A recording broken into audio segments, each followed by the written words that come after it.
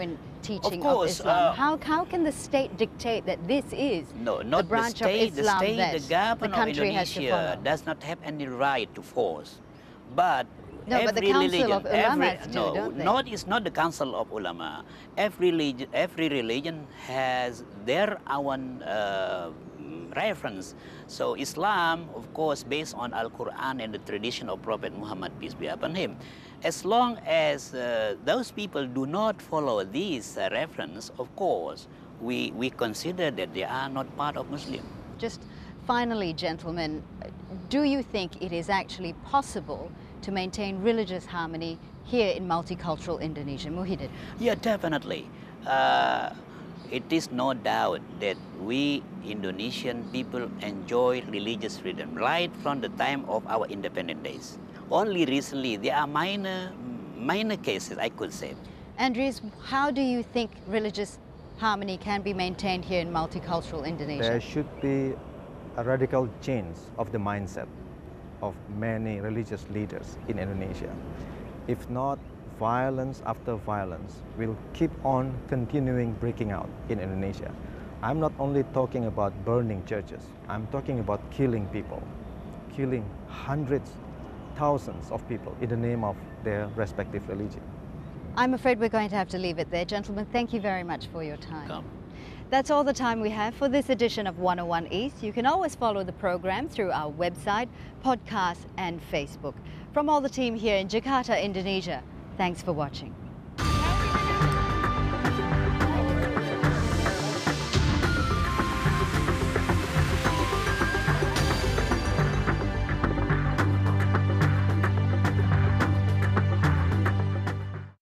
Business Latest is brought to you by Qatar Tourism Authority.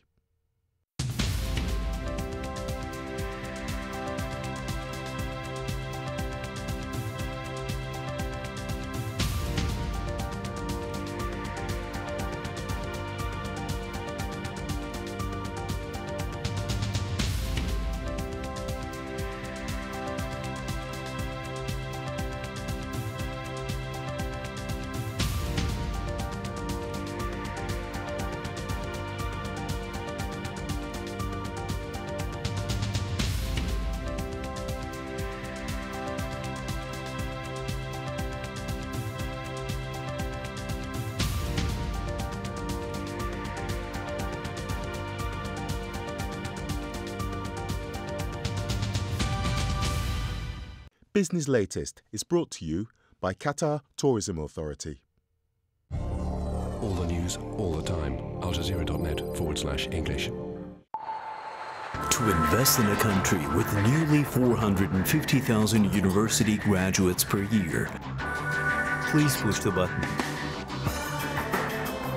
For more power to your global business, invest in Turkey.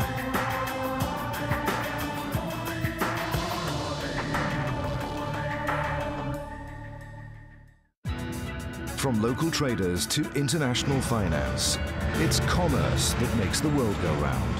For global companies and developing markets, communication is the currency, and information is the most valuable commodity. Counting the cost at this time on Al Jazeera.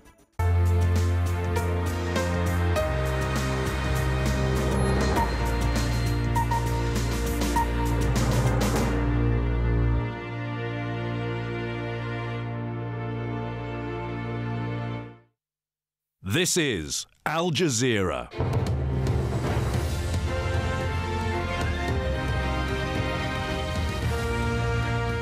Welcome to the News Hour. I'm Darren Jordan from the Al Jazeera News Centre here in Doha, plus live from Libya, Egypt, Iraq and Pakistan. These are the main stories. Libyan protesters regroup as pro-Gaddafi forces launch a new air raid in the east.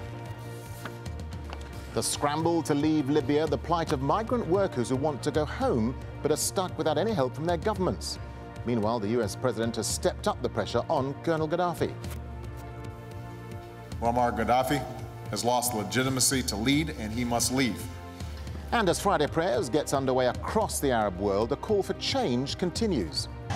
I'm Ayman Muhyiddin in Tahrir Square, where thousands of Egyptians have once again gathered to demand real and genuine reforms from their country's leadership.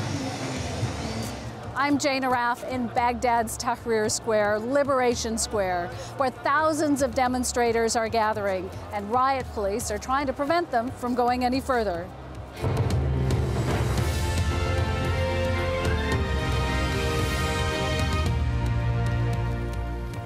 Welcome to the News Hour on the 4th of March. This Friday, like so many during the past couple of months, is expected to see thousands of protesters coming out right across the Arab world to demand change from their leaders. In Yemen, there are already reports of clashes, and huge numbers have turned out in the Egyptian and Iraqi capitals. We have correspondents throughout Libya and in Sana'a, Cairo, Baghdad and the Gulf states, all ready to bring us the latest on the demonstrations as they happen. Let's begin in Libya, though, where noon prayers have just begun and the standoff between Muammar Gaddafi and those who oppose him continues. Well, we've been hearing reports of a new airstrike by a Libyan warplane near a base held by opposition fighters. Witnesses say a bomb was dropped on Friday near the base in the eastern town of AlJazeera. Other rebel fighters say 2 rockets were fired at the base, but they also missed. Our team on the ground there says there's a fierce sandstorm happening right now, making continued airstrikes unlikely. Well, the humanitarian crisis caused by the conflict is worsening. 180,000 people have fled the country and thousands more are waiting to escape with little hope of adequate assistance.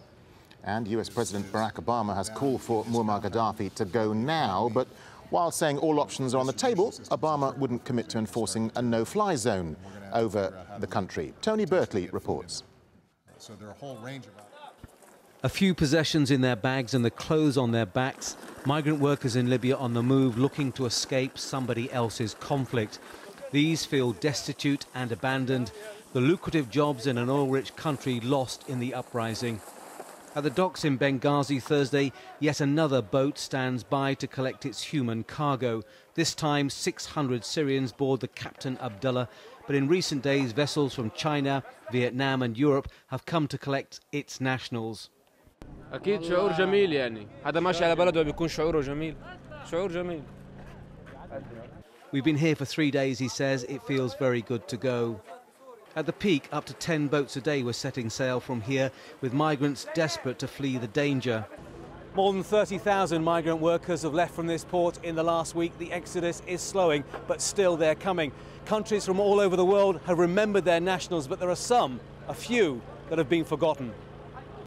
In a camp the other side of the harbour, the foreign workers who can't get out, either because they have no money or their governments don't care. Many country people here, Indian, China, Turkey, but all people go back. But our Prime Minister is no helping. They survive because of handouts and donations from Libyans, but it's a basic existence. The problems for these men are compounded by the fact they haven't been paid by their company, and that's hurting their families back home. In some cases, literally dropped everything, including their documents in some cases. So they're travelling home empty-handed. Many are through remittances are supporting